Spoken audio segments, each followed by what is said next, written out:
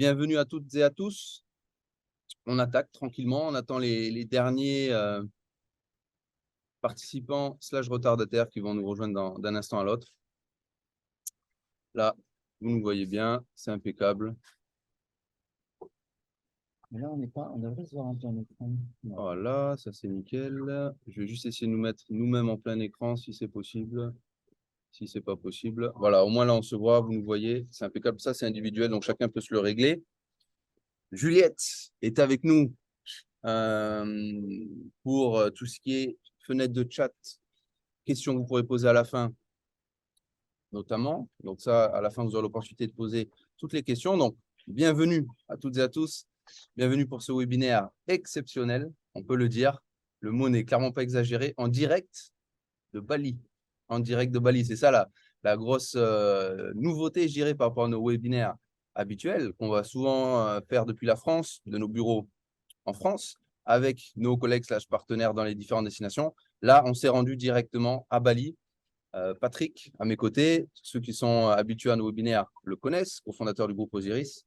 Vous l'avez vu en nos petites vignettes là, sur la petite page d'introduction pour patienter. Et Stéphane, qui est derrière moi, qui est notre partenaire / collègue. C'est l'équipe à Bali. Donc, je vais passer la parole à Patrick qui va nous faire un petit mot introductif. Et puis après, je reprendrai la parole. Et puis, ce sera assez interactif avec Stéphane. Stéphane aura beaucoup la parole, forcément. Je vais lui donner la parole pour qu'il puisse vous développer un certain nombre d'éléments concernant Bali. Je ne vais pas vous en dire plus pour l'instant. Et je laisse la parole. Bonjour à tous. Alors, très content pour ma part d'être à Bali et d'être avec Stéphane, avec qui j'ai des relations qui commencent à être anciennes et nous travaillons aussi au quotidien. Bien sûr, bien content d'être avec Raphaël, sans oublier Juliette, donc notre responsable de communication sur Toulouse. Et là, nous essayons, nous illustrons plutôt notre approche du métier de la vente d'immobilier à l'étranger, proche de nos produits et proche de nos clients.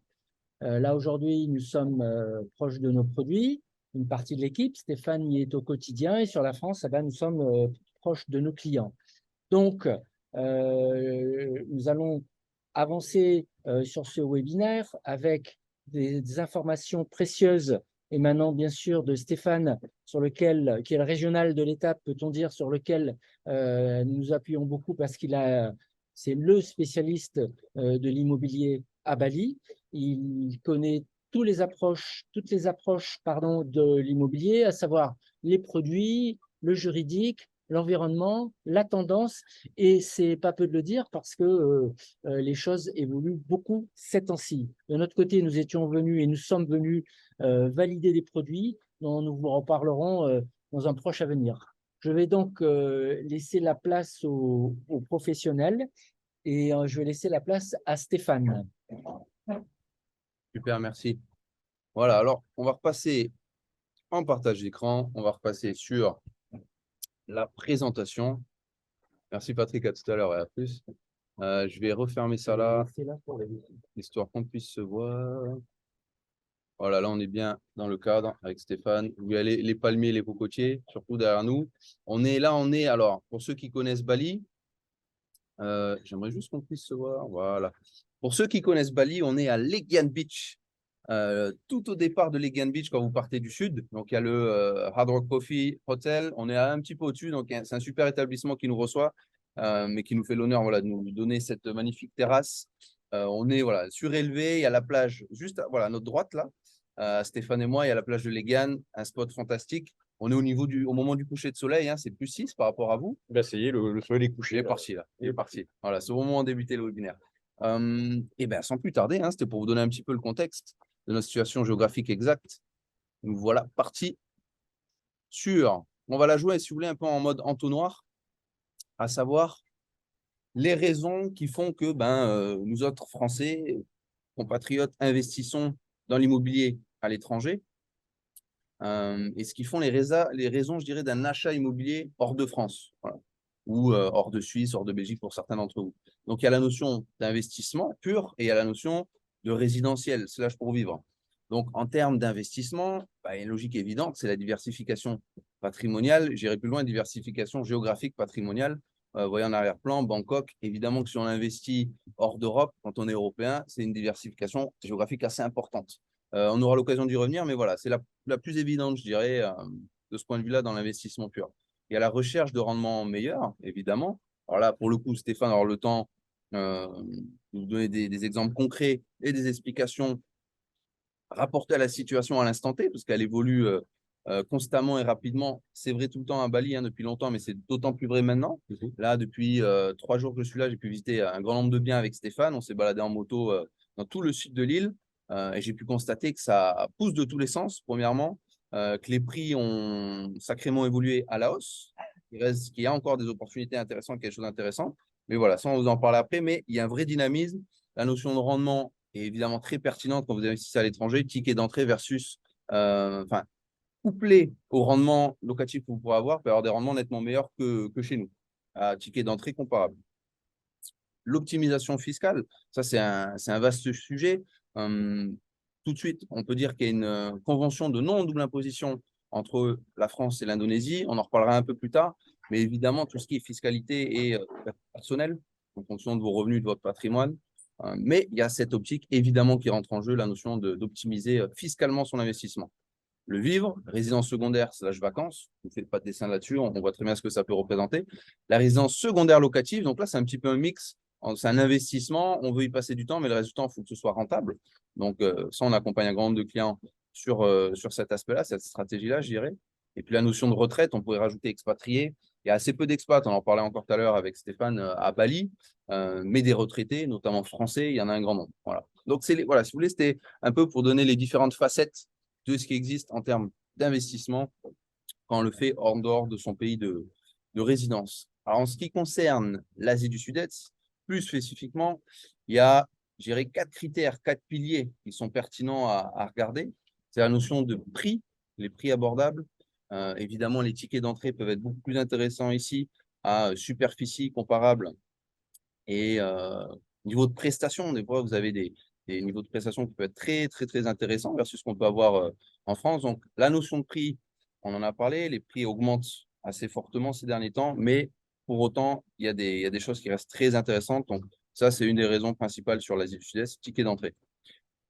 Les rentabilités, ben, c'est totalement lié à ce que je viens de vous évoquer précédemment. Si le ticket d'entrée est intéressant, derrière, les rentabilités généralement vont suivre parce qu'on sait très bien que quand on fait un investissement immobilier, c'est au moment de l'acquisition que la bonne affaire se fait. Si vous achetez trop cher dès le départ, vous n'y retrouverez pas. Donc, voilà, le ticket d'entrée qui engendre des rentabilités élevées. Solution de diversification, évidemment, on en a parlé, que ce soit géographique, que ce soit en termes de devises, ça peut avoir du sens, évidemment, pour certains d'entre nous, et je dirais en termes de juridiction, ça peut être pertinent dans un monde globalisé dans lequel on se trouve, au vu des 2 dernières années qu'on a pu connaître, les restrictions de voyage et autres, d'avoir de l'immobilier sous différentes juridictions et dans différents continents.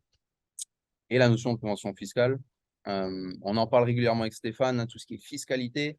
La convention fiscale, elle existe hein, entre la République française et l'Indonésie. Voilà. Après, c'est des choses, vous pouvez nous questionner. Notez vos questions, n'hésitez pas à noter vos questions au fur et à mesure.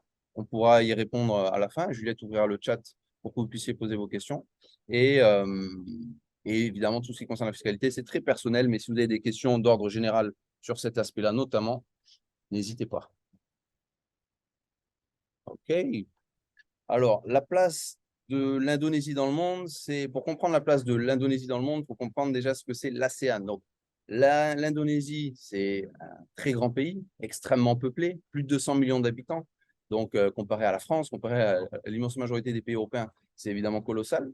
Donc, c'est un marché intérieur très important. Là, je le vois, moi, depuis que je suis arrivé à Legan, à l'hôtel où je suis hébergé, il y a un grand nombre. Il y a probablement 30% des clients qui sont des gens qui viennent principalement de Jakarta, mais du reste de l'Indonésie. On en parlait avec Stéphane régulièrement, c'est 10 millions de touristes à Bali tous les ans, c'est constant depuis un grand nombre d'années, 10 millions de touristes indonésiens, voilà, à comparer à 6,2, 6,3 internationaux. Donc, c'est une part importante. Comprenez aussi que l'ASEAN, c'est les pays que vous voyez là, regroupés, libre circulation des individus, libre circulation des marchandises. Donc, ça crée un vrai dynamisme économique dans cette zone-là. Il n'y a pas de monnaie commune, mais d'une certaine manière, ça fait penser à ce qu'on a avec l'Union européenne, l'optique étant de faire du business d'un pays envers l'autre. Il y a des pays comme le Cambodge, le Vietnam, qui sont en voie de développement. la Thaïlande, pour ceux qui est connu, et après, vous avez des pays extrêmement riches, petits géographiquement parlant, mais extrêmement riches, tels Singapour. Donc, vous voyez, il y a toute cette population-là. C'est plus de 600 millions d'habitants. L'Indonésie, c'est grosso modo 10% de la population mondiale. Et c'est une zone, l'ASEAN, autant pour moi, et c'est une zone qui est en fort développement économique. C'est la zone qui est en plus gros développement économique sur la dernière décennie. Et d'après les projections de l'OCDE/Banque mondiale sur la prochaine décennie, celle en cours et la suivante, ce sera la zone où économiquement, il y a plus de croissance. C'est un critère parmi d'autres, mais évidemment, il est parlant. Voilà, donc l'Indonésie, plus de 200 millions d'habitants, au sein d'une zone de libre circulation économique d'individus et de marchandises qu'est l'ASEAN, qui regroupe une dizaine de pays, pour un marché de plus de 600 millions d'habitants, ce qui est colossal. Vivre et investir à Bali, vaste sujet, on va en effleurer un petit peu aujourd'hui, mais globalement, ce qu'on aime bien dire avec Stéphane, c'est que pour vivre à Bali, pour investir à Bali, il faut déjà venir à Bali, pour comprendre Bali. Stéphane nous en parlera encore mieux que moi, parce que ça fait 16 ans maintenant qu'il est en Indonésie et quasiment autant à Bali, mais voilà, Bali, c'est très particulier, c'est enchanteur, mais effectivement, tant qu'on n'est pas venu, qu'on n'a pas fait son ressenti personnel, c'est impossible de comprendre. Voilà. Et c'est le ressenti personnel en venant sur place qui permet de juger si ça nous plaît ou pas. Voilà, ça, c'est très important. La notion de vivre et investir, c'est évidemment assez différent. Investir peut permettre de vivre une partie de l'année, on va en parler un peu plus tard. Mais il faut comprendre que vraiment, il y a une évolution démographique en termes de touristes, économiques, après le Covid. Voilà, on a clairement eu jusqu'à la période 2019, Stéphane, vous pouvez intervenir là par moment. Période 2019, le Bali que beaucoup d'entre vous ont connu, 6 millions de touristes par an étrangers, plus les 10 millions nationaux, j'en parlais. En moyenne, une villa de chambre se louait $100 la nuit, US dollars. Bali était une des premières destinations touristiques au monde, selon TripAdvisor, différents critères, mais c'était un des spots, mais depuis plusieurs décennies, mondiaux en termes de tourisme, notamment pour le surf. Et il y avait un taux d'occupation qui était supérieur à 70%. Alors, c'est c'est vraiment très important de comprendre ce qui s'est passé avant la pandémie, pendant la pandémie et après la pandémie. Donc, avant la pandémie, effectivement, Raphaël vous a expliqué qu'il y avait à peu près 6,3 millions de touristes étrangers, puisque la totalité, plus 10 millions de touristes locaux. C'est d'ailleurs ce qui a sauvé Bali pendant la pandémie, puisque pendant la pandémie, en fait, c'est le tourisme local qui a permis à toutes les villas qui étaient disponibles et à tous les hôtels qui étaient disponibles d'avoir un taux de rentabilité qui soit maintenu et qu'on puisse, bien sûr, continuer à payer les salaires des employés, etc. Et d'attendre la reprise du système. Après, voilà, après la pandémie, en fait, ce qui s'est passé, c'est qu'on a vraiment un boom, puisqu'il y avait vraiment une demande d'échappatoire de tous les gens qui ont été bloqués pendant la pandémie en France et en Europe et partout dans le monde. Et en fait, ce qui s'est passé, c'est qu'on a eu un afflux très important de personnes qui sont venues lors de la réouverture du pays. Maintenant, il y a un effet, en fait, lors de la réouverture du pays, qui est un effet de bulle immobilière. Parce que ce qui s'est passé, c'est que les gens qui sont venus justement à la réouverture du pays se sont aperçus qu'il y avait effectivement des opportunités à faire en termes d'immobilier. Et ce serait bien de passer sur la slide suivante. Hop. Voilà. Après la pandémie, effectivement, on a eu dans un premier temps un retour des touristes australiens et européens qui sont venus. Mais le conflit russo-ukrainien nous a fait venir énormément de Russes et énormément d'Ukrainiens qui sont venus ici pour se réfugier et pour ne pas aller au conflit. Alors ça, Stéphane, si tu permets, effectivement, ça, je l'ai constaté hier, quand on s'est baladé, notamment au Bouquet, tout le sud de l'île, vous savez, la goutte d'eau, là, le rocher, il y a énormément de population russe. Et de ce que tu m'as expliqué, il y a différents types de portefeuilles, quoi. Il y a des gens extrêmement fortunés qui boostent l'économie locale, quoi. Voilà, mais il ne faut pas oublier que ce sont des réfugiés en fait de la guerre et que ces gens-là sont en Indonésie et ils ont fait en fait un influx de location parce que ces gens-là avaient besoin de se loger. Et en fait, ce qui est en train de se passer, c'est qu'on est passé de 70% d'occupancy sur certaines villas ou sur certaines zones à 100% d'occupancy parce que ce ne sont plus des touristes qui louent les villas, mais ce sont plutôt des gens qui sont là et qui se sont installés pour être résidents. Alors, ils sont résidents pour combien de temps? On ne sait pas. Et c'est un petit peu la problématique actuellement, puisque ces gens-là qui sont arrivés avec de l'argent, ils se sont dit, tiens, on va nous-mêmes investir dans l'immobilier puisque ça marche bien. Et c'est un petit peu ce qui est en train de se passer avec des constructions partout. Hier, avec Raphaël, on a été visiter le sud de l'île et cet après-midi, on est allé visiter Canggu et l'ouest de Canggu, et on s'est aperçu qu'il y a des constructions de partout. Ouais. Alors, le problème, c'est que tout ce marché-là, en fait, est actuellement influencé par des gens qui ne sont pas des touristes, mais qui sont des résidents et des réfugiés. Il faut savoir qu'il y a à peu près 90 000 Russes qui sont venus se réfugier à Bali. Et ça, c'est en train de booster le marché. Mais on a une grande frayeur actuellement, c'est que si ces 90 000 Russes s'en vont du jour au lendemain, on va se retrouver avec des villas vides. Donc, c'est un sujet. Donc, c'est un sujet. Est-ce qu'il y a vraiment une bulle immobilière à Bali? Et on sera là pour en discuter avec vous après, si vous voulez vraiment en discuter de manière privative. L'objectif cette année, donc en termes de touristes, hein, c'est de 4,5 millions de touristes, sachant qu'il y a toujours 10 millions à peu près de touristes locaux qui viennent. Donc, on va avoir cette année, en 2023, on devrait avoir aux alentours de 14,5 millions de touristes, donc 10 millions de locaux et 4,5 de touristes étrangers. Les locations de villas, donc sur le long terme, c'est devenu plus répandu parce que c'est depuis l'arrivée des Russes et des Ukrainiens. Et donc, on a un taux d'occupation moyen actuellement de 62% si on considère les villas qui sont louées par des touristes et non pas des villas qui sont louées par des gens qui restent sur 1, 2 ou 3 ans. On va passer sur la slide suivante. Oui, ça, c'est un petit comparatif entre l'investissement à Paris et l'investissement à Bali.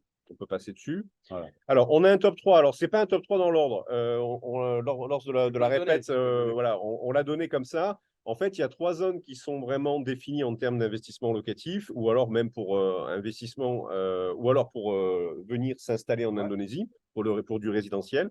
On a Ubud, Seminyak et Bukit. Si on devait le mettre dans l'ordre, ça serait plutôt Seminyak, Ubud et Bukit. C'est-à-dire, si on devait choisir les meilleurs secteurs pour acheter à Bali, aujourd'hui, ça serait Seminyak, Ubud et Bukit. Là, tu parles en termes de budget versus les rendements que tu peux avoir derrière, quoi. Et c'est vraiment aussi bien pour y vivre que pour investir. C'est 30 minutes de l'aéroport. Si je devais simplifier, c'est que vous avez un cercle de 30 minutes autour de l'aéroport et c'est… alors, Ubud est un petit peu en dehors de ce cercle, c'est une heure de l'aéroport. Mais vous voyez que dans cette slide-là, on n'a pas inclus Canggu. Ça peut surprendre certains, mais aujourd'hui, Canggu et Pererenan, c'est entre 1h30 à 2 heures de l'aéroport, puisque le problème de Canggu, c'est que tout le développement qui a été fait à Canggu a été fait en dehors des infrastructures et qu'il n'y a aucune infrastructure routière aujourd'hui pour accueillir le flot de résidents qui est actuellement sur Canggu. Donc, les 90 000 Russes, ils ne sont pas tous sur Canggu, mais il y en a une grande partie dessus. Bon, on l'a vu ce matin, on était avec Stéphane à Canggu, justement, visiter des partenaires. Hein. C'était… il est impossible de circuler. Calvaire, franchement, le mot n'est pas exagéré. C'est très compliqué. On était en deux. Stéphane a une moto, on était en moto. Même en moto, il y a des embouteillages. Et en voiture, je pense qu'on n'aurait pas fait 20% de ce qu'on a pu faire hier. Donc, ça, c'est un vrai sujet sur Canggu. Et effectivement, c'est vraiment les routes, quoi, les infrastructures. Il faut comprendre pourquoi est-ce que les gens sont partis sur Canggu en fait, à ce moment-là. C'est qu'en fait, les prix des terrains sur Seminyak ont toujours été très élevés parce que c'est l'endroit privilégié des touristes locaux. C'est là où il y a tous les clubs comme Coup d'État, Potato Head, etc., qui sont très connus et qui sont vraiment l'endroit où les gens veulent être pour les vacances, aussi bien touristes européens que locaux. Et que Canggu n'a été développé que pour une spéculation immobilière. Les terrains à Canggu étaient très peu chers et en fait, les gens ont été investir là-bas pour construire des villas. Mais avant le Covid, l'occupation de Canggu n'était qu'aux alentours de 20-30%. Et qu'aujourd'hui, ces villas-là sont occupées principalement par des gens qui sont résidents à l'année et non pas des touristes. Donc, je reviendrai, voilà. Le top 3 pour moi, aujourd'hui, ça serait Seminyak, Ubud et Bukit. Pour le bien de la présentation, on va le faire dans l'ordre que vous voyez là. Mais effectivement, c'est intéressant et c'est très intéressant d'avoir le retour d'expérience de Stéphane là-dessus. Le vécu, moi, je dirais, mais Canggu, effectivement, a énormément la cote auprès des Français. Et pour avoir été aujourd'hui, c'est totalement sous-dimensionné en termes d'infrastructure et c'est très compliqué. Et c'est que le début, parce qu'on voit que ça grandit. Et les autorités ne semblent pas se soucier de ça, a priori, pour le moment, en tout cas. Voilà, parce qu'il y a des problèmes, bien sûr, intrinsèques à l'eau et à l'approvisionnement en eau. Il faut savoir qu'il n'y a pas de distribution d'eau ou très peu de distribution d'eau d'eau de ville. Et que donc la plupart des villas qui ont été construites ont un puits qui vont pomper dans la nappe phréatique. Et le problème, c'est qu'il n'y a pas de traitement des eaux non plus, des eaux usées, et que toutes les villas sont équipées de fosses septiques. Donc, quand les fosses débordent, etc., bah, ça pollue la nappe phréatique et donc ça crée des problèmes, notamment à Canggu, puisqu'il n'y a eu aucune infrastructure qui a été faite dans ce cas-là. Ce qui n'est pas le cas de Seminyak, ce qui n'est pas le cas d'Ubud, et ce qui est encore moins le cas du Bukit, qui a été développé avec la PDM, c'est-à-dire avec l'eau de la ville, puisqu'il n'y a pas d'eau sur le sud de l'île. Alors, on va parler en premier temps de Ubud. Ubud, c'est vraiment le centre culturel de l'île. Et c'est là que, on va dire, c'est le centre culturel et c'est l'endroit où on va trouver tous les gens qui vont rechercher un petit peu ce que recherchait Julia Roberts dans le film Eat, Pray and Love, c'est-à-dire le yoga, la méditation, l'air pur, etc., l'accès à la nature. Et c'est vraiment un intérêt très important. On a un prix du mètre carré qui est moins élevé qu'à Seminyak, au Kobukit et que Canggu. Une belle villa, généralement une chambre de qualité avec piscine, hein, comme c'est inscrit. C'est une villa, une chambre aujourd'hui, c'est entre 150 000 et 160 000 euros. Donc les prix ont augmenté, hein, puisque au départ, avant Covid, on trouvait du 2 chambres à ce prix-là. Aujourd'hui, on ne trouve plus que de 1 chambre. Bon, ça a évolué, il faut qu'on s'adapte au marché. C'est un emplacement qui est idéal pour y vivre, pour investir, parce qu'au bout, c'est comme c'est une destination touristique très importante, on trouve aussi bien des touristes que des gens qui veulent y vivre à l'année. Donc là-dessus, on n'a aucun problème. En taux d'occupation, en 2019, on était à 70% et on l'est toujours. Et aujourd'hui, avec les gens qui veulent s'installer pour y vivre, bah, on est à 100%. Et les touristes sont toujours aux alentours de 70%. On va passer sur l'autre slide. Là, on a un exemple, hein, une villa d'une chambre de 110 mètres carrés, vue sur les rizières. Voilà, entièrement meublée, équipée. Comme c'est la norme. Comme c'est la norme en Indonésie. Sur Seminyak, donc Seminyak, c'est le cœur, et ça a toujours été le cœur de Bali. On va retrouver les plages de sable blanc, alors que sur Canggu, on va retrouver des plages de sable noir. Ouais. Donc, c'est un peu différent. Et c'est un secteur qui est touristique aussi bien localement qu'au niveau international. On va avoir un peu plus cher, puisque le prix des terrains est un peu plus cher. Et on a quand même quelques bonnes affaires sur Osiris.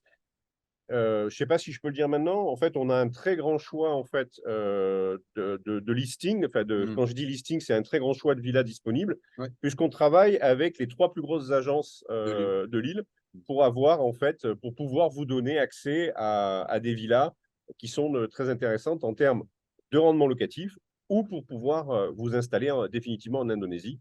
Ce que vous allez le voir là, pour faire le lien avec ce que vient de dire Stéphane, ça c'est un gros point. Nous, vraiment, la manière dont on se positionne et dans laquelle on accompagne nos clients, c'est depuis la France et puis évidemment directement ici avec Stéphane, c'est on se met dans vos chaussures en quelque sorte. On est vraiment votre agent et comme on le disait à l'instant, il y a vraiment, nous, on a accès aux 3 principaux fichiers de biens de l'île. Donc, au lieu de faire ce que font 90% des gens, de visiter je ne sais pas combien d'agences et de passer un temps fou dans les bouchons entre autres, mais à visiter plein de villas inutilement, en fonction de votre budget, de vos dates de séjour, la zone de recherche, on va aller piocher dans les portefeuilles avec nos partenaires, quoi, en fait, tout simplement.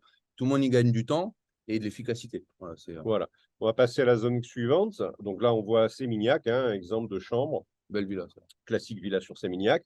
Alors, le Bukit, c'est la partie sud de l'île. C'est une partie qui a été développée à plusieurs étapes. Il y a eu un développement de 2013 à 2015 qui avait été fait avec pas mal de villas. Et c'est en fait un lieu qui est en train de boomer réellement parce que c'est vraiment l'endroit où il y a les plus belles plages de Bali. Où il y a aussi les plus beaux spots de surf de Bali. Uluwatu, la plage de Padang Padang, on y est allé hier avec Raphaël. C'est là où vous avez les plus grands surfeurs et c'est là où il y a le plus grand nombre de développements actuellement, puisqu'on a de la vue, on a de l'air, puisque le Bukit veut dire colline en indonésien, et donc on est un petit peu sur les hauteurs, on a tout le temps du vent et on a en fait des plages avec des criques. On a vraiment un aspect très particulier de cette île, et donc la plupart des villas, on va avoir une vue sur mer, etc. Magnifique. Et donc ça, c'est un très bel endroit à développer actuellement. Et ça, pour moi, c'est l'avenir de Bali plutôt que de partir sur Canggu ou sur l'ouest de Bali. Parce que là, pour le coup, quand hier on était au Bukit, il y a certaines zones évidemment où il y a du monde, c'est congestionné en termes de trafic routier, mais il y a des coins où on était un peu tout seul. Voilà. Et on a vérifié, il y a encore beaucoup de coins de nature, et on est allé voir un projet qui a été complètement vendu d'une 30aine de villas, où on avait vraiment toutes les nationalités qui étaient présentes, parce qu'on a discuté avec le développeur, et il avait toutes les nationalités présentes. Et il est en train de développer un autre projet à 300 mètres de là, qu'on sera capable de vous proposer également. Donc, villa traditionnelle à Bukit. Sur Bukit, les prix ont augmenté, hein, puisque hier, on a visité des villas de chambre qui étaient à 300 000 euros. C'est ça. Et ils avaient quand même une villa, une chambre qui était disponible à 170 000. Ah, exactement. On a fait une vidéo, on pourra vous partager ça. L'évolution du marché, hein, Stéphane en parlait, c'est évident. Ça s'est accéléré depuis la réouverture des frontières, l'ouverture du pays, l'arrivée des Russes et Ukrainiens, surtout des Russes. Et voilà, comme Stéphane le disait, on n'a aucune idée de la durée, mais pour l'instant, c'est sûr qu'on est en plein boom de construction et d'augmentation des prix, quoi. Alors là aussi, on va passer à la présentation des services. Là, en fait, là on va faire la différence. C'est que le mandat de recherche qu'on va vous proposer, en fait, c'est d'utiliser ma connaissance du pays, puisque ça fait 16 ans que je suis là, le fait que je parle la langue, le fait que je connaisse bien les zones, et de pouvoir vous accompagner auprès des agences immobilières, puisque nous, on n'est pas une agence immobilière. Enfin, vous êtes une agence immobilière en France, mais moi, en Indonésie, je ne suis pas une agence immobilière, mais je suis là pour vous assister et vous présenter les produits qui sont présentés par les principales agences immobilières de Bali.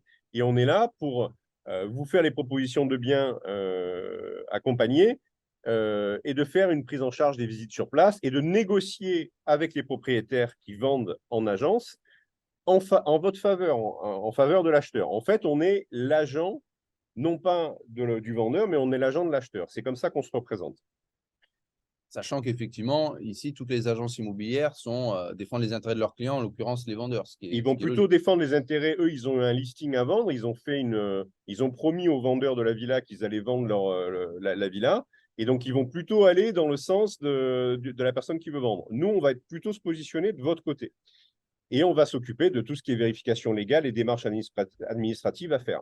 Donc tout ça, nous, on l'a packagé. C'est issu de réflexions avec l'équipe à Toulouse et l'équipe élargie avec Stéphane, ici sur Bali. Comment optimiser, packager la chose au mieux? La stratégie, on vous l'a évoqué à l'instant. Le mandat de recherche, ça, on le facture systématiquement 200 €. C'est un fee symbolique pour enclencher le processus qu'on vient de vous expliquer là. Et derrière, si tant est qu'une fois que vous allez sur place, à la suite des visites avec Stéphane, il y a un bien qui vous convient, vous faites l'acquisition. Là, il y aura un frais fixe, quel que soit le montant de l'acquisition, de 4 900 €. Et à ce moment-là, évidemment, le mandat de recherche est déduit. Voilà, ça, c'est la manière dont on fonctionne. Frais fixe, si tant est qu'on vous trouve un bien qui corresponde à ce que vous cherchez. Mais très souvent, à partir du moment où on a le type de bien recherché, votre budget, la zone, et que vous allez sur place avec Stéphane, les choses suivent derrière et très, très souvent, on arrive à trouver ce qui Parce qu'il faut comprendre une chose aussi, c'est que depuis qu'il y a l'arrivée des Russes, il y a eu il n'y a pas qu'une multiplication des constructions, il y a aussi une multiplication des agences immobilières. Ça pousse comme des champignons. Il y a des agences qui s'ouvrent tous les jours. Donc le problème, c'est qu'il y a une multiplication des agences immobilières et en fait, on n'a pas beaucoup de temps pour visiter. Le trafic ne nous permet pas de visiter énormément de biens et on est là en fait pour vous faire gagner du temps. Nous, on a accès à toutes ces agences-là. Et on est là pour vous faire gagner du temps. C'est dans ce sens-là qu'on se présente. Totalement. Sur les vérifications légales, on va être capable d'aller vérifier le titre de propriété du terrain nous-mêmes, d'aller voir s'il y a une existence du permis de construire ou non, de savoir si l'identité du propriétaire du terrain est vraiment conforme. Parce que le problème de Bali aussi, c'est qu'il y a énormément d'arnaques. Donc, il faut faire très attention à qui vous avez affaire à chaque fois lorsque vous voulez faire une transaction sur Bali. Une traduction en français du projet d'acte, puisque tous les documents que vous allez signer en Indonésie, malheureusement, vont être en langue indonésienne. C'est la norme. Donc, on va être là pour vous accompagner. Et moi, généralement, je suis là chez le notaire pour vous accompagner en vous disant, ou en disant au notaire, attention, moi, cette clause-là, j'en veux pas. C'est piégeux pour mon client. Donc, je serai réellement là pour vous accompagner, même à la signature chez le notaire. Prise de rendez-vous avec l'étude notariale et le paiement des taxes par le propriétaire du terrain, s'assurer qu'il y a réellement un paiement des taxes qui est fait lors de la transaction. Parce que ça aussi, vous ne voulez pas acquérir un bien sur lequel il va y avoir des dettes. Et que ça, comme tu le disais, c'est loin d'être toujours évident que tout soit en règle. Voilà, il y a beaucoup de zones grises en Indonésie. Voilà, donc vous l'avez compris, hein, les étapes de suivi. Ah, tiens, notre petite caméra là. Ah ben, c'est parce que ton ordinateur s'est éteint, à mon avis. Ah, zut. Parce qu'il n'y a plus de batterie. Il n'y a plus de batterie. Bon, Mais j'espère que vous nous voyez encore. Tu peux sur celle-là, non? Ouais, mais là, il n'y a plus de petite clé USB en fait. C'est vraiment de l'USB. Non, mais c'est une USB, charge la batterie sur celui-là. Ouais. C'est ça, tu vois là. Mais tu peux charger ta Non, batterie? c'est pas le même. C'est pas la même? Ouais, c'est pas le même. Ah bon. Bah, déroule un peu, je vais brancher ça, comme ça je me remets de la lumière. Ben, je vois pas comment dérouler, moi. C'est juste sur la Ok. sélection du bien. Bon, on a une sélection du bien, donc on va vous soumettre une proposition en fonction de votre profil d'investissement. Si vous voulez faire plutôt du revenu locatif ou si c'est plutôt du résidentiel ou plutôt un peu des deux. On va vous accompagner la visite sur place. Donc, quand vous allez venir, on va vous prendre en charge et on va vous amener visiter les biens. On va vous présenter une sélection de biens au préalable et après, par la suite, vous accompagner sur cette sélection de biens. Et enfin, faire une revue des documents et vous accompagner pour la signature chez le notaire. Moi, ce que tu fais pour passer… Je clique? Voilà, exactement. OK. Là, j'arrive. Voilà, c'est la présentation d'Osiris, en fait. Ils vont mettre la petite lumière, la lumière fut dans un instant. Ça veut dire... Ah, ah ouais, c'est même. On est de retour. Ouais, Ah ouais, ça éblouit c'est même. plus, ouais. Ah, parce qu'entre-temps, le soleil, là, c'est terminé. Là. Il est 18h45, clair. c'est terminé. C'est clair, ouais, là, c'est nuit noire. Donc, le groupe Osiris, bon, la plupart d'entre vous, évidemment, le connaissez, hein, parce que vous êtes la plupart déjà dans nos fichiers, vous recevez notre newsletter. C'est une société qui a été créée par Patrick, notamment, en 86. Donc, voilà, l'ancienneté est là. On a de l'expérience dans l'immobilier en France depuis plus de 30 ans maintenant. Le siège social est encore à Toulouse, hein, où se trouve Juliette, là, à l'instant T. Promotion, commercialisation, gestion, location, syndic, ça, c'est l'ensemble des métiers que l'on maîtrise. Et en fait, si vous voulez, toute cette expérience, on a voulu la mettre à contribution sur d'autres destinations. Quand on a compris que le marché en Europe et en France, notamment en 2008-2010, tournait, on a compris tout de suite qu'il fallait se renseigner sur ce qui se faisait en dehors de France pour aller chercher des rendements plus pertinents. Et là, on est de nouveau là-dessus parce que vous voyez bien, les taux de crédit augmentent, ils restent intéressants, mais on est encore sur une nouvelle mutation du marché où les gens vont clairement aller voir ce qui se fait à l'international pour aller chercher des rendements plus intéressants. Chose importante aussi, si vous faites l'acquisition d'un bien, on est tout à fait à même de vous manager votre bien aussi, puisqu'on fait de la gestion locative en Indonésie. Donc, on sera capable de vous accompagner si vous voulez faire du revenu locatif sur ça. Non seulement vous allez acheter, mais on peut aussi s'occuper, ce n'est pas une obligation, mais on peut s'occuper de votre bien en Indonésie. C'est tout à fait ça. Et là, encore une fois, c'est une combinaison de l'expérience qu'on peut avoir en France, parce que là, vous le voyez, 9 000 lots gérés à date, plus évidemment l'expérience terrain, expérience ici de Stéphane au niveau du villa management, comme on l'appelle communément ici. Donc, effectivement, bon point. Et là, vous le voyez, depuis 2014, l'Asie, donc on n'est pas notre coup d'essai sur l'Asie, on est présent en Thaïlande, le Cambodge, les Philippines, et évidemment l'Indonésie avec Bali. Peut-être d'autres destinations et d'autres cieux dans les prochains mois, mais aujourd'hui, voilà, c'est vraiment Bali dont on parle.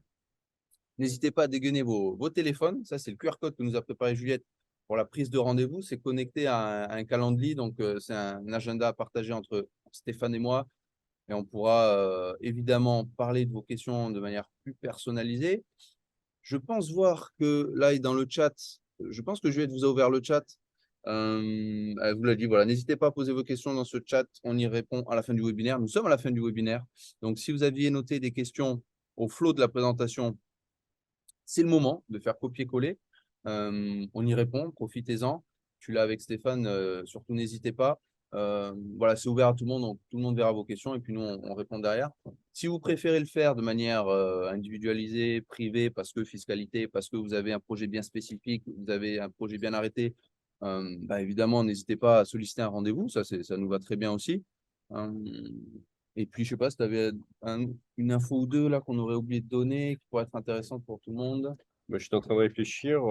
Non, après, si vous avez des questions sur si vraiment vous êtes sur votre premier investissement sur Bali, si vous voulez connaître la différence qu'il y a entre un leasehold, un freehold, si vous voulez savoir quel est l'avantage de créer une société, une PTPMA, parce qu'on entend énormément de choses. Un peu là-dessus, ça va être intéressant, je pense. Si je veux développer là-dessus, vous avez en fait 3 manières d'acheter en Indonésie. Je vois qu'il y a une question qui est en train de tomber.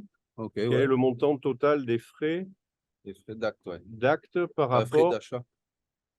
au prix d'achat du bien? Ouais, style le notaire, quoi, typiquement. Les frais notaires, c'est 1%. Ah, Mengui, là.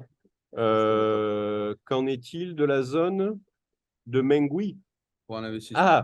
Alors ça, c'est marrant parce qu'on y était en fait cet après-midi. On était à Mengui, on est allé jusqu'à Kedunggu. C'est là. Parce qu'en fait, je fais aussi du consulting pour une société qui s'appelle Ciputra, qui est un très gros constructeur indonésien et qui ont un projet à Kedunggu, donc du côté de Mengui. Le problème de Mengui, c'est qu'on est à une heure. C'est qu'on est à 1h30, 2 heures de l'aéroport. Donc, si vous voulez faire du revenu locatif, c'est pas l'endroit où il faut investir à Bali. Parce que vous êtes beaucoup trop loin pour faire du revenu locatif. Maintenant, si c'est pour du résidentiel, oui, pourquoi pas? Parce que c'est la discussion que j'ai avec Ciputra, justement, de créer quelque chose, on sera capable de vous en parler par la suite, avec eux pour du résidentiel. Mais Mengui, je ne le conseillerais pas pour du revenu locatif. Alors, aide à la revente, oui, bien sûr. Bien sûr, oui, tout à fait. vous pouvez lister le bien à travers Osiris France et on se chargera de le vendre. Il n'y a aucun souci. C'est possible de faire construire avec un architecte. Alors, oui, mais je vous le déconseille. Et si vous voulez savoir pourquoi je vous le déconseille, prenez un rendez-vous sur Calendly, on vous expliquera. On pourra détailler. Voilà, on pourra détailler, puisque… Pour du résidentiel, quelle est la meilleure zone? Bah là, on l'a un peu développé. Ça dépend après du budget. De vos tout envies. dépend. Le résidentiel, moi, par exemple, je vis dans le sud de l'île. J'adore le Boukit. Je trouve que c'est un endroit où ça me permet d'être à 30 minutes de l'aéroport. Ça me permet d'être à 30 minutes de… alors, même moins que ça me permet d'être à 10 minutes d'un hôpital international qui est le BIMC à Nouadhouar. Puisque je suis plus très jeune, donc je commence à parler, à réfléchir à des problèmes de santé. Je suis à 5 minutes d'un hôpital, enfin 10 minutes d'un hôpital international, mais ça me permet effectivement de vivre bien. Après, moi personnellement, j'adore Ubud pour y vivre. Je trouve que c'est un endroit résidentiel qui est parfait. Et après, moi j'ai mon papa qui a 73 ans, que j'ai installé à Sanour, puisqu'à Sanour, il y a énormément de retraités qui s'installent là-bas pour pouvoir faire des balades le matin auprès de la plage, etc. Et donc résidentiel, moi je dirais plutôt Boukit, Ubud ou Sanour. Allez, on prend la dernière, là, si tu veux. J'ai flashé sur Bingin au Boukit. Qu'en pensez-vous? Oui, à Bingin, c'est fabuleux. On y était hier, justement.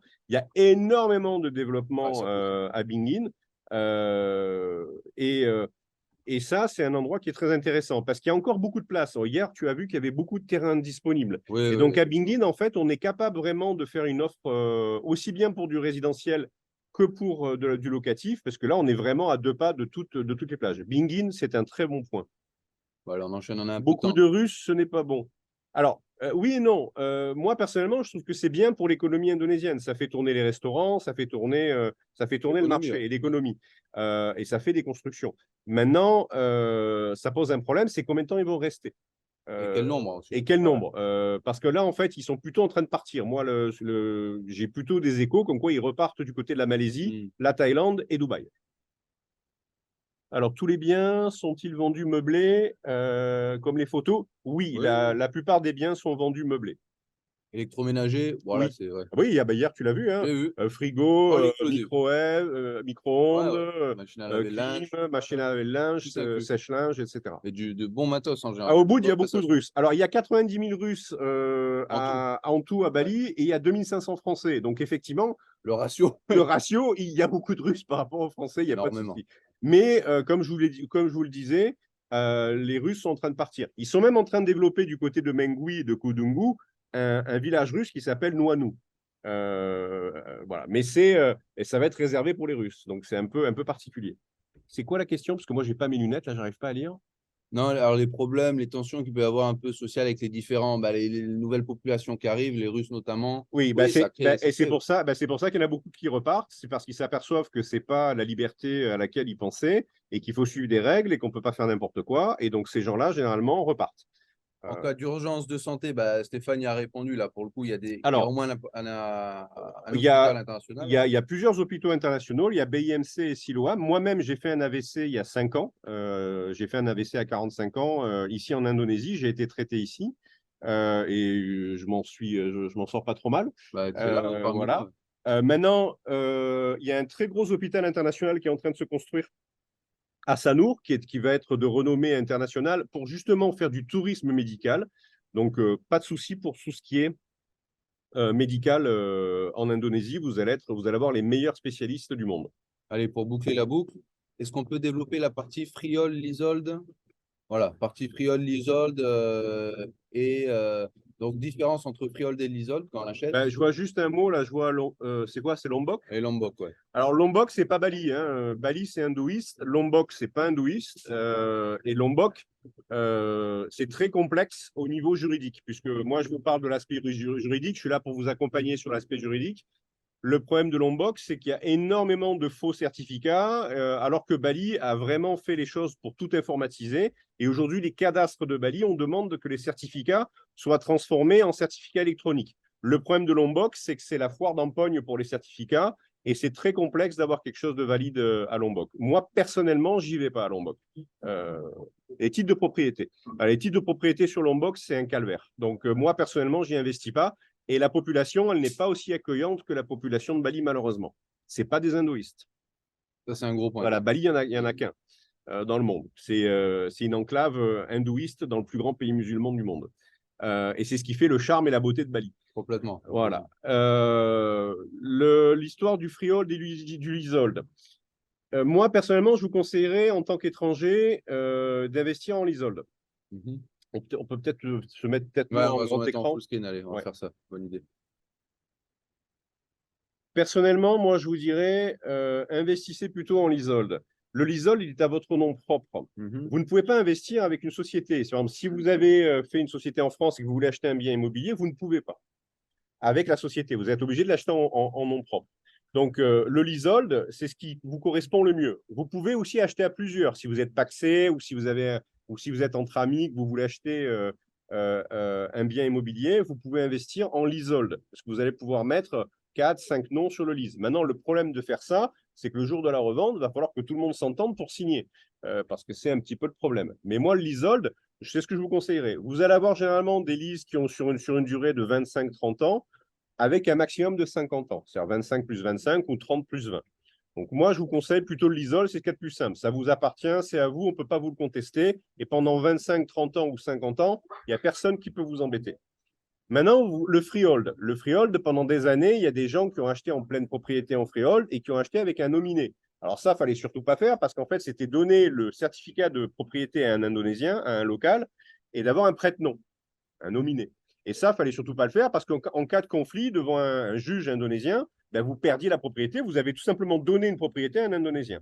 Ce qui a remplacé un petit peu ça aujourd'hui, en 2023, c'est la PTPMA. Vous avez sûrement entendu parler, ah mais c'est facile, il suffit d'ouvrir une PTPMA. Oui, on peut ouvrir une société à capitaux étrangers, 100% de capitaux étrangers, et cette société peut acheter un bien en freehold. Le problème de ce genre de montage, c'est que d'une part, il faut réellement créer une société avec 2 associés, avec un directeur général et un commissaire, et avec, bien sûr, un board de direction, donc ce qu'on appelle comment tu dis ça en français? Board of direction? Comité de direction. Un comité de direction qui va aussi, pareil, devoir signer pour la revente du bien, donner son accord pour la revente du bien. Vous n'êtes pas tout seul à décider. Il faut en plus respecter les règles de création de la PTPMA avec normalement un capital à investir qui est de 600 000 euros. Ce n'est pas donné à tout le monde. Alors, vous allez entendre des agents ou des agences immobilières qui vont vous dire « Non, mais tu n'as pas besoin de mettre des 600 000 euros. » Oui, mais légalement, il faut les mettre. Donc sinon, après, sinon vous êtes hors cadre. Après, c'est à vous c'est votre argent. Si vous voulez mettre une PTPMA, mais de toute façon, ça ne règle pas le problème en fait de la durée, parce qu'en fait, c'est un freehold, mais qui a une durée de vie qui est associée à la société que vous avez créée. La PTPMA, elle a une durée de vie de 80 ans. Donc en fait, c'est comme si vous faisiez un lease de 80 ans. Et il va falloir non seulement que la société existe dans 80 ans pour pouvoir revendre le bien, et il va falloir faire des déclarations tous les trimestres de votre activité et d'avoir un chiffre d'affaires croissant sur votre activité de la société. Donc ça, si vous faites du revenu locatif, ça peut marcher, mais avoir un revenu locatif croissant pendant 80 ans, j'y crois pas trop. Donc c'est un montage très complexe, on peut le faire, on peut vous accompagner sur la création de PTPMA, mais personnellement, je vais plutôt vous orienter vers le leasehold. Après, vous avez, pour ceux qui veulent faire du résidentiel, vous avez une troisième possibilité qui est le hack package, qui est donc un droit d'usufruit, qui est la même chose que pour une PTPMA. C'est à votre nom en freehold sur une durée de 80 ans. Par contre, attention, vous ne pouvez pas faire du revenu locatif avec. C'est uniquement du résidentiel. Ce qui est un gros point. Alors, l'avantage, c'est que quand vous revendez votre bien, si vous revendez un local aussi bien en PTPMA qu'en hack package, vous pouvez revendre en freehold. Ça, c'est le seul avantage. C'est qu'en fait, vous allez pouvoir bénéficier de l'augmentation et de l'inflation du prix des terrains. Mais c'est le seul avantage. Maintenant, moi, personnellement, lorsque vous avez 10% de rentabilité nette sur un leasehold, que vous le fassiez sur 25 ans, sur 50 ans ou 80 ans, généralement, on va pas voir, on n'aura pas cette rentabilité, on ne la verra pas nous-mêmes de notre vivant, en fait. Donc, autant prendre du lease sur 25 ans, faire du 10% net par an sur 25 ans et revendre. Ou alors, aller jusqu'à la fin du lease. À les limites, on peut conclure, parce que c'est quand même une question importante. On avait un peu parlé, les taxes. Comment ça peut se passer en 2 mots? Il y a des questions sur les taxes? J'ai vu passer une question, les taxes, combien? Alors, c'est complexe, mais bon. C'est pas que c'est. Alors, c'est pas. En parler un peu. J'en touche 2 mots, mais après, ça sera un entretien individuel. parce que c'est vraiment en fonction de votre position et de votre positionnement et de votre taxation individuelle. Il ne faut pas confondre les taxes. Si vous faites du revenu locatif en Indonésie, vous devez payer 10% sur les nuitées. Ça, c'est la taxe hôtelière, en fait. Mais ce n'est pas les revenus et les dividendes nets que vous faites sur votre villa. Maintenant, les revenus que vous faites sur votre villa en fin d'année, le bénéfice que vous faites en faisant du revenu locatif, ça, ce n'est pas taxé. Donc, soit vous payez vos taxes en Indonésie, soit vous les payez en France. Et c'est pour ça qu'il y a un accord de non-double imposition. Les taxes, normalement, c'est 10% de withholding tax et 10% de TVA si vous n'êtes pas résident en Indonésie. Donc, ça peut être 10% sur les nuitées, 10% de withholding tax et 10% de TVA. Donc, 30%. au total, 30% de taxes. Bah voilà, déjà, ça met un peu plus au clair. Ça, c'est la réalité. Après, il y a des gens qui vont vous dire non, mais comme tu as déjà payé les 10% des nuitées, tu n'as pas. Non, parce qu'ils ne comprennent pas le fonctionnement des taxes en Indonésie. Super. Bah, petite mise au point là qui était importante, évidemment, hein, tout ce qui concerne la taxation, c'est pas un point à négliger. On va mettre un terme à ce webinaire en attendant le prochain, évidemment, hein. N'hésitez pas à flasher, c'est maintenant. Juliette va très certainement aussi vous mettre un lien d'accès au calendrier en plus du flash que vous voyez là. On vous dit à très bientôt.